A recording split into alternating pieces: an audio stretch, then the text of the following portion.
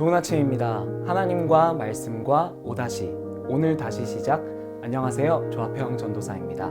오늘 함께 읽을 말씀은 사무엘하 4장에서 6장까지의 말씀입니다. 다윗은 유대의 왕으로 그리고 사울의 아들인 이스보셋은 이스라엘의 왕으로 있던 때에 이스라엘의 실질적 권세자였던 아브넬이 3장에서 죽임을 당하고 오늘 4장에서는 이스보셋 왕과 더불어서 군 지휘관 레갑과 바하나가 죽임을 당하게 됩니다. 이제 이스라엘의 왕과 권력자 그리고 군 지휘관까지 모두 죽게 되자 5장에서 이스라엘의 모든 지파는 헤브론에서 다윗을 온 이스라엘의 왕으로 삼게 됩니다. 다윗은 왕위에 오르자마자 여부스 사람들로부터 예루살렘 성을 정복했고 이스라엘로 쳐들어오는 블레셋 또한 무찌르게 됩니다. 6장에서 다윗은 이제 블레셋에게 빼앗겼던 하나님의 궤를 예루살렘으로 다시 가져오게 됩니다. 비록 이 과정에서 다소 잘못된 모습과 잘못된 방법으로 궤를 옮긴 탓에 웃사가 죽고 3달 동안이나 궤를 가지고 오지 못한 일들이 있었지만 하나님에 대한 경외와 거룩한 두려움을 회복하여 법궤를 예루살렘까지 무사히 가져오게 됩니다. 오늘 본문에서 우리가 주목해야 할 것은 하나님께서 자기 백성 이스라엘을 거룩한 나라로 구별시켜 가신다는 사실입니다. 하나님께 불순종하던 사울 왕이 죽고 하나님은 이스라엘을 하나님의 주권을 따르는 나라로 세워가시고자 그들을 거룩하게 구별시키기 시작합니다. 하나님은 먼저 사울의 불순종으로 인해 무너져가던 그분의 주권을 다시 세우십니다.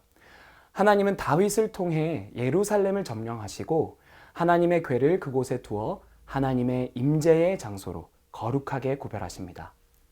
내일 읽을 사무엘하 7장에서는 영원한 나라에 대한 약속이 담긴 그 유명한 다윗 언약이 이 예루살렘에서 주어지게 됩니다. 다른 한편으로 우리가 주목해야 할 또 하나의 사실은 이러한 하나님의 주권의 회복 과정에 하나님께서 친히 개입하시고 일하신다는 사실입니다. 왕이 된 다윗이 예루살렘을 점령한 것과 블레셋을 무찌를 수 있었던 것은 만군의 하나님이 함께 하셨기에 가능했다고 성경은 증언합니다. 5장 10절과 19절을 제가 읽어 드리겠습니다. 만군의 하나님 여호와께서 함께 계시니 다윗이 점점 강성하여 가니라. 다윗이 여호와께 여쭈어 이르되 내가 블레셋 사람에게로 올라가리이까 여호와께서 그들을 내 손에 넘기시겠나이까 하니 여호와께서 다윗에게 말씀하시되 올라가라 내가 반드시 블레셋 사람을 내 손에 넘기리라 하신지라. 또한 하나님께서는 법과 질서를 어기며 하나님의 궤를 대한 웃사를 치심으로 하나님의 궤는 결코 업신여겨지거나 가볍게 여겨져선 안 되고 하나님에 대한 경외와 두려움을 가져야 한다는 것을 친히 가르쳐 주셨습니다. 사랑하는 기쁨의 교회 성도 여러분, 하나님께서는 우리를 이스라엘과 같이 거룩하게 구별시키길 원하십니다. 하나님의 주권을 무시한 채 욕망을 쫓아 내달리던 사울과 같은 모습이 아닌 삶의 주인 되신 하나님을 경외하고 그분의 뜻에 온전히 순종하던 다윗과 같은 모습으로 우리가 변화되길 원하고 계십니다. 우리를 거룩하게 구별하기 원하시는 하나님께 우리 자신을 내어드리는 은혜가 있기를 소망합니다. 또한 우리의 거룩함을 위해 하나님께서 친히 우리 삶에 개입하셔 우리를 거룩의 길로 인도해 가신다는 사실 앞에 용기를 얻게 되시길 소망합니다.